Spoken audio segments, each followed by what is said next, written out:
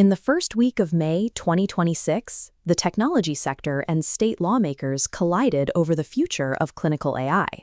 In San Francisco, OpenAI shipped a new safety architecture for ChatGPT called Trusted Contact. While that code was deploying, 5 separate state legislatures, thousands of miles away, were finalizing their own statutory guardrails for AI in healthcare. Iowa signed SF 2417 into law. Hawaii gave final approval to its Artificial Intelligence Disclosure and Safety Act. Vermont, Connecticut, and Colorado all pushed clinical AI restrictions through their final readings, racing the adjournment clock. Software ships continuously. Legislatures stop dead when the session ends. 2 massive systems were writing the rules of clinical AI at the exact same time, entirely unaware they were building incompatible machines. The collision centers on a phrase adopted by both sides: human in the loop. For the tech industry, this means building an automated system and bolting a notification layer on.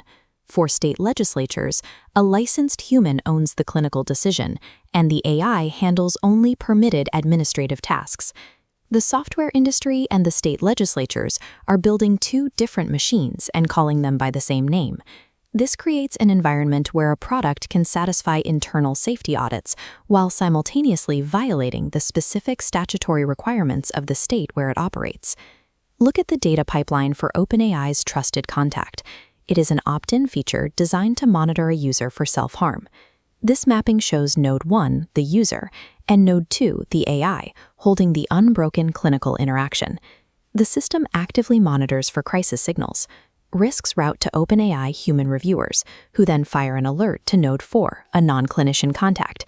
That contact receives a ping, but no chat transcripts and no context. They operate as an emergency safety net, not a medical practitioner. In this architecture, the actual clinical relationship stays locked between the user and the chatbot. The loop is just an annotation on the side. Now cross over into the legislative domain. Vermont and Colorado spent early 2026 finalizing a competing framework. This logic tree demands the user connects directly to a licensed clinician. That absolute line sits above the AI system, which handles only administrative tasks the human explicitly delegates. Strict statutes mean the AI cannot deliver therapy, generate treatment plans, or act as a provider. Colorado's House Bill 1195 goes further. It explicitly bans artificial intelligence from detecting emotions or mental states in a therapeutic setting. That single clause renders standard conversational tools like voice biomarkers and affective computing immediately non-compliant within state lines. Automated clinical detection is illegal under this model. The licensed professional must own every clinical decision. These competing parallel bills mean a health tech founder can no longer execute a unified nationwide product launch strategy. Hawaii's Senate Bill 3001 establishes the new regulatory floor. This baseline requires operators to clearly disclose when a user is speaking to an AI and forces platforms to implement basic suicide risk routing protocols. Meanwhile, Connecticut sets the compliance ceiling with Senate Bill 5. This mandates a comprehensive operational framework across multiple domains, requiring developers to embed machine-readable provenance metadata into AI-generated media. While Hawaii and Colorado isolate chatbot behavior, Connecticut deploys an omnibus framework regulating hiring, transparency, and deepfakes simultaneously. The standard startup playbook is obsolete. Founders must now engineer their platforms to meet the most restrictive jurisdiction or surgically geofence entire state populations out of their user base. This fundamental legal incompatibility across state and corporate borders translates directly into a hard, inescapable financial reality.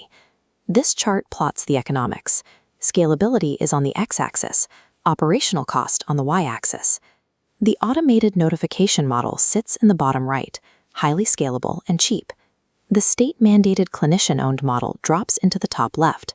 Forcing a software platform to hire actual licensed healthcare professionals to oversee data outputs replaces the zero marginal cost scaling of software with the high linear labor costs of medical staffing. Vague legislation failing to define who the human is will be met with cheap notification layers. Strict legislation will drastically alter market valuations by forcing expensive compliance overhead. The ultimate shape of this fragmented market will be decided in California. In mid-May, the legislature triggers the suspense file, a procedural gauntlet where appropriations committees execute hundreds of bills in a single sitting, with no debate and no floor vote. A slate of AI safety bills face this kill switch, including AB 1988, SB 867, and SB 903. Whatever legislative leadership chooses to pull from that file dictates the operational reality for the largest economy in the United States. The map of clinical AI regulation is now governed by the daily rhythm of legislative clocks and adjournment buzzers. The entire sector is caught in a linguistic trap. The word human is dangerously ambiguous. The word clinician is legally binding. State statutes that explicitly name the clinician will force actual structural changes to how medical software is built. Laws that only demand a human in the loop will be bypassed by tech companies shipping basic notification features that leave the core automated relationship untouched. Product architects and startup founders must explicitly choose which definition of safety they are building toward before writing a single line of code. Deploying an AI pipeline that contradicts local clinical oversight will no longer result in a manageable fine. It will require the product to be geographically blocked or torn down and